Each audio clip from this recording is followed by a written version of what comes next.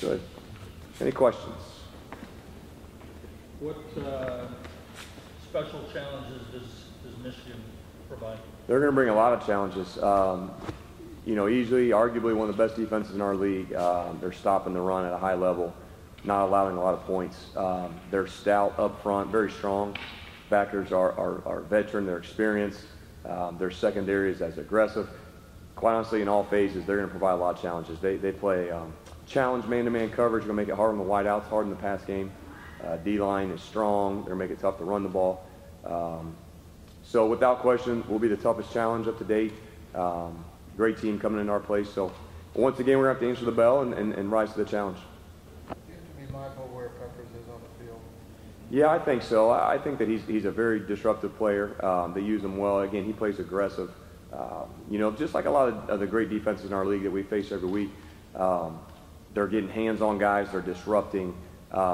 They're aggressive. They're attacking. They're downhill. So without question, we need to know where he is. But in general, I don't see a lot of weaknesses. So to say he's a strength more than anywhere else, I think they're all pretty strong. Kevin, did Iowa do something different defensively that caused Nate maybe not to be as sharp as he was? Anything there? No, not really. And we talk, and I think a lot of the coaches in this league would talk that Iowa is pretty consistent with what they do every week. They're well coached, they're disciplined, and no, I don't think we saw anything that we weren't ready for. I feel like you ask Nate, he's going to say he wished he was a little bit better with his eye discipline than he was on Saturday. But made a lot of plays for us, made a couple mistakes. We had some drops as receivers that didn't help anything. But I know he's excited to get back out and get after Michigan. Some of those drops, this late in the season, is there anything that you can do to try and cut down? Well, yeah, we're always improving, we're always working on it. We had been pretty good throughout the season, really, of catching the ball, and just happened Saturday, each guy took their turn at the wrong time to have a drop, and unfortunately for us, we left some big plays out there.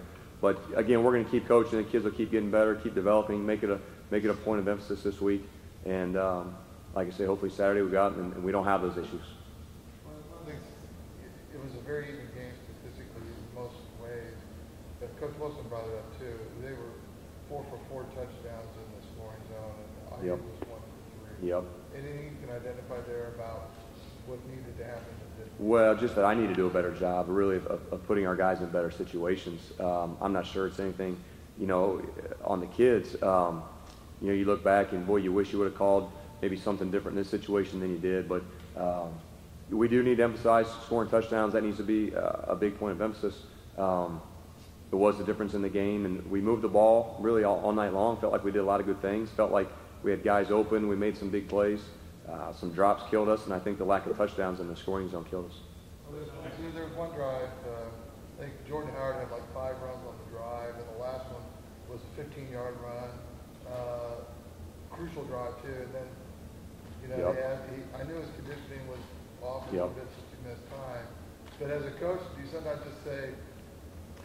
Well, I mean, you kind of, just like with Nate and our quarterbacks, we kind of ask them, what do they like, and we go with that. When a kid tells us he needs a blow, then we try to get him out. Typically, kids want to play in games. They want to play in big games. So, especially Jordan Howard, I don't think he would come out unless he really needed a blow. And that kid's been a huge workhorse for us all year. And, when he needs a blow, then we're going to get him out for a play or two and get him back in the game. But, again, he makes big plays for us. We need to continue to find ways to get him the ball and just finish with touchdowns.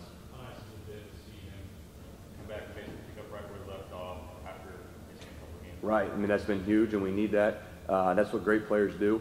And again, you can say his conditioning level maybe is not the same, but when you're a Big Ten back and you're getting beat on play after play, you're going to get tired. You're going to get worn down, really regardless of what kind of shape that you're in. So I don't really question his conditioning level. He is a great player, and for him to come back at a high level, to me, is not surprising, but it's what great players do. He said earlier he wants to prove he can play in this conference. Do you feel like he's proven that? Without a doubt. He obviously feels like he's got more to prove, but what would you say? Yeah, he does, because I know that he missed a couple games, and so you'd like to see him play in every game and do it at a high level every game.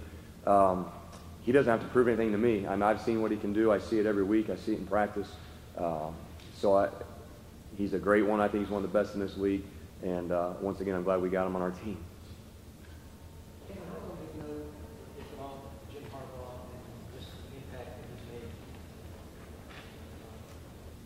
I don't know that I can speak to that. I don't know Coach at all, other than to admire the job that he's done. I know that they're going to be a hard-nosed group.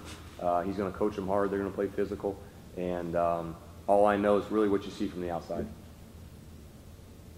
You know, playing Iowa's, physical run defense, that's pretty highly ranked. Compare the team at all or help them going up against another one this week? Right. We spent some time talking about that from a mindset of how we approached last week, we have to approach this week as well.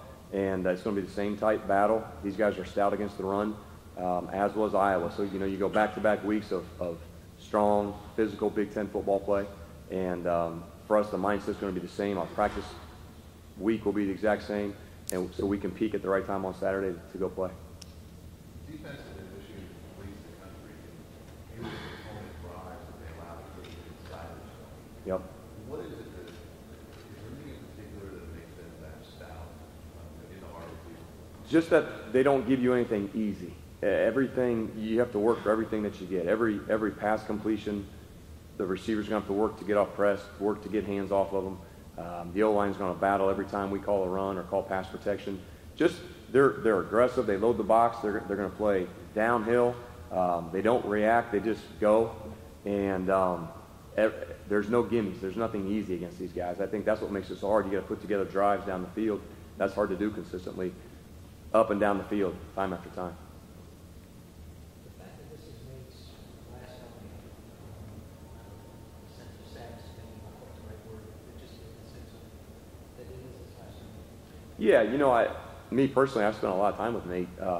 Just in my time coaching the quarterbacks, I've had him since day one. And so, yeah, it is hard to watch him play his last home game. But for us, we're not even close to having that mindset yet, just because we feel like we have so much left to do and left to accomplish and work to get the bowl game that, to me, it's not really the end quite yet. It is sad it's the last time he's going to walk out of that locker room, but at the same time, we're going to have more practices and more games together. It's been competitive against 3 top 10 teams, but I know it's not a moral victory thing. And when do you need to get over the top? How important is that? Well, we need to do it this week, and it's critical. And our guys are working hard. I know that you've heard that. Our guys are playing at a high level. I know that you've heard that. We're just not doing it consistently throughout the entire game is really what it's coming down to, whether it's coaching, play calling, whether it's lack of execution. But that's the frustrating part that's going to get us over the hump. When we can make those plays when the game's on the line and win the games that we need to, then we're going to feel a lot better about ourselves. Right now, we still have our head down and just going back to work. We're going to continue to fight. We're going to continue to grind until we get the results that we want. Thanks, man. Appreciate it.